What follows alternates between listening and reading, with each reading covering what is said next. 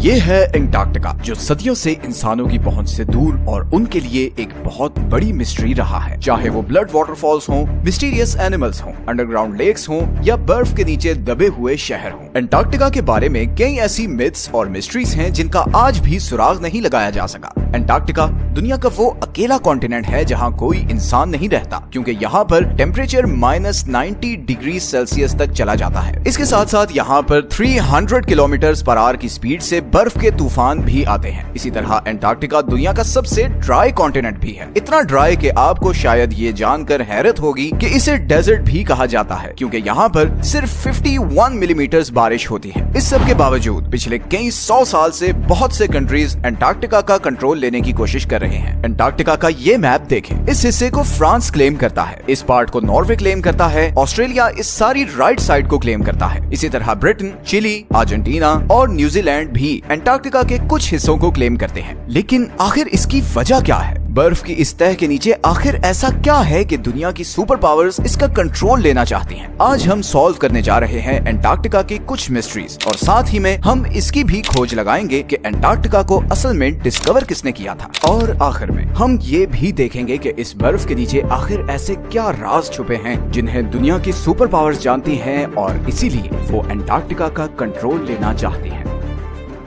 Antarctica किसने discover किया? Depends on who you are asking. Britishers कहते हैं कि एंटार्क्टिका उन्होंने डिस्कवर किया था, जबकि रशियंस कहते हैं कि सबसे पहले उन्होंने यहाँ कदम रखा था। लेकिन एंटार्क्टिका का जिक्र आज से कई हजार साल पहले ग्रीक फिलोसोफर एरिस्टोटल ने किया था, जब उसने कहा कि जमीन गोल है और नॉर्थ और साउथ पोल एक दूसरे के मिरर इमेजेस हैं। 2021 में रॉयल सोसाइटी ऑफ न्यूजीलैंड की एक स्टडी पब्लिश हुई, जिसमें ये कहा गया कि इधर ऑस्ट्रेलिया के पास पॉलिनेशियन आइलैंड्स पर रहने वाले माओरी लोग शायद पहले इंसान थे जो 7वीं सदी में एंटार्क्टिका पहुंचे थे, क्योंकि उनकी पुरानी कहानियों में एक ऐसे बर्फीले कॉन्टिनेंट का जिक्र मिलता है जो जमीन की सदर्न साइड पर है। खैर, रिकॉर्डेड हिस्ट्री में ब्रिटिश ऑफिसर जेम्स कुक वो पहला यूरोपियन था जो एंटार्क्टिक सर्कल क्रॉस करके इधर एंटार्क्टिका के पास पहुंचा। लेकिन वो अभी एंटार्क्टिका से 130 किलोमीटर दूर ही था कि उसने अपनी शिप वापस मोड़ ली, क्योंकि उसे एंटार्क्टिका तो नजर नहीं आया, मगर पानी में तैरते हुए आइसबर्ग्स जरूर नजर आए, और समुद्र के तेवर ऐसे थे कि शिप को आगे लेकर जाना बहुत खतरनाक था। इसीलिए जेम्स कुक ने कहा था कि इस सदर्न कॉन्टिनेंट तक पहुंचना इतना खतरनाक है कि शायद ही कभी कोई इंसान यहाँ तक आए। कैप्टन कुक के बाद और भी बहुत से लोगों ने एंटार्क्टिका डिस्कवर करने की कोशिश की, मगर वो कामयाब नहीं हो सके। फिर 19वीं सदी के आते ही इकोनॉमिक डोमिनेंस के लिए कंट्रीज के बीच एक कंपटीशन शुरू हो गया। दुनिया अब एक न्यू वर्ल्ड ऑर्डर की तरफ बढ़ रही थी। रिसोर्सेज और नए ट्रेड रूट्स डिस्कवर हो रहे थे, इंडस्ट्रीज लग रही थी। हर कंट्री आने वाली नई सदी में सुपर पावर बनना चाहता था, और इसीलिए एक्सप्लोरेशंस उरूज पर थी। ऐसे में 1819 में रशियन एम्पायर ने रशियन एक्सप्लोरर फेबियन वॉन बेलिंग्सहाउसन को ये टास्क दिया कि वो पूरी दुनिया के गिर्द चक्कर लगाए और नई कंट्रीज और कॉन्टिनेंट्स डिस्कवर करे। 1820 में फेबियन ने कैप्टन कुक की प्रेडिक्शन गलत साबित की और यहाँ सदर्न ओशन में पहुंचकर एंटार्क्टिका को बहुत करीब से देखा। गो के उसने एंटार्क्टिका पर कदम नहीं रखा था, मगर उसे मॉडर्न हिस्ट्री का वो पहला इंसान कहा जाता है जिसने एंटार्क्टिका को देखा था। फिर 1900 से 1920s के बीच बहुत से एक्सप्लोरर्स ने एंटार्क्टिका का रुख किया। British explorer Robert Falcon Scott 1911 में अपनी टीम के साथ एंटार्क्टिका पर उतरा और तकरीबन 400 माइल्स तक आगे गया, मगर फिर खराब मौसम और भूख की वजह से उसे वापस पलटना पड़ा। लेकिन वापसी का ये सफर बहुत ही भयानक साबित हुआ। स्कॉट और उसकी टीम सख्त सर्दी और बर्फानी तूफान में फंस गए और इन सब की मौत हो गई। फिर वर्ल्ड वॉर 1 के बाद बहुत सी कंट्रीज ने यहाँ अपनी टीम्स भेजी और इस कॉन्टिनेंट को क्लेम करने की कोशिश की। 1939 में हिटलर के कहने पर जर्मन एयरफोर्स ने यहाँ नाजी फ्लैग्स भी गिराए ताकि इस एरिया को नाजी जर्मनी के कंट्रोल में दिखा सके। वर्ल्ड वॉर 2 के बाद बहुत सी कंट्रीज ने यहाँ अपने रिसर्च स्टेशन सेटअप किए और यहीं से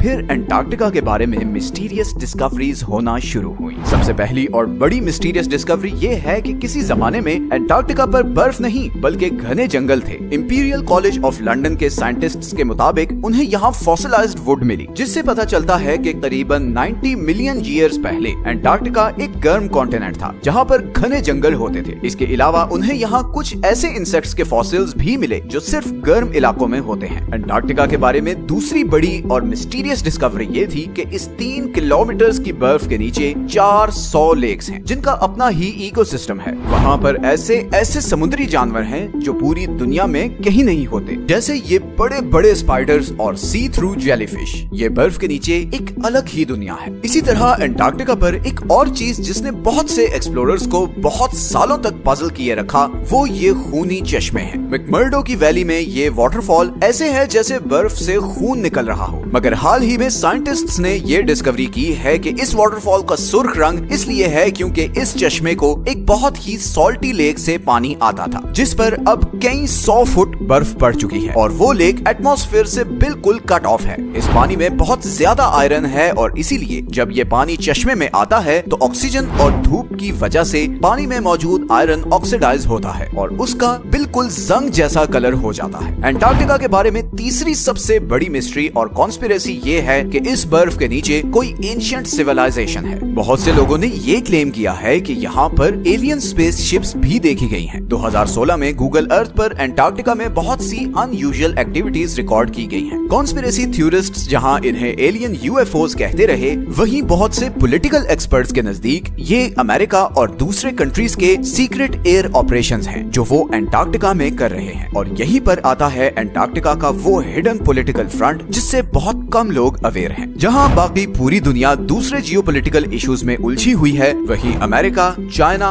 और सोवियत यूनियन अग्रेसिवली एंटार्क्टिका पर एक्सपेडिशंस भेज रहे हैं। इनफैक्ट चाइना ने तो वहां अपने मल्टीपल रिसर्च स्टेशन सेटअप किए हैं। 1959 की एंटार्क्टिक ट्रीटी के मुताबिक कोई भी कंट्री एंटार्क्टिका में साइंटिफिक इन्वेस्टिगेशंस कर सकता है, बस उसे इन स्टडीज का रिजल्ट सब कंट्रीज के साथ शेयर करना होंगे। 1992 में यूएस जियोलॉजिकल डिपार्टमेंट के सर्वे में ये डिस्कवरी सामने आई कि एंटार्क्टिका में 500 बिलियन बैरल्स के नेचुरल गैस और ऑयल के रिजर्व्स हैं, लेकिन चाइना और ये दूसरे कंट्रीज इस ऑयल और गैस के लिए एंटार्क्टिका में इंटरेस्टेड नहीं है। बल्कि हाल ही में एंटार्क्टिका में बहुत ही बड़ी क्वांटिटी में नियोडिमियम, प्रेजियोडिमियम, टर्बियम और डिस्प्रोजियम जैसे रेयर अर्थ मिनरल्स के रिजर्व्स डिस्कवर हुए हैं। ये वो मिनरल्स हैं जो सारी इलेक्ट्रॉनिक डिवाइसेस में यूज होते हैं और क्योंकि दुनिया का फोकस अब ऑयल और गैस से हटकर इलेक्ट्रॉनिक डिवाइसेस को पावर करने वाले एनर्जी रिसोर्सेज की तरफ जा रहा है, तो इन मिनरल्स की डिमांड ऑयल और गैस से भी ज्यादा है। इलेक्ट्रिक कार्स और आयन बैटरीज ही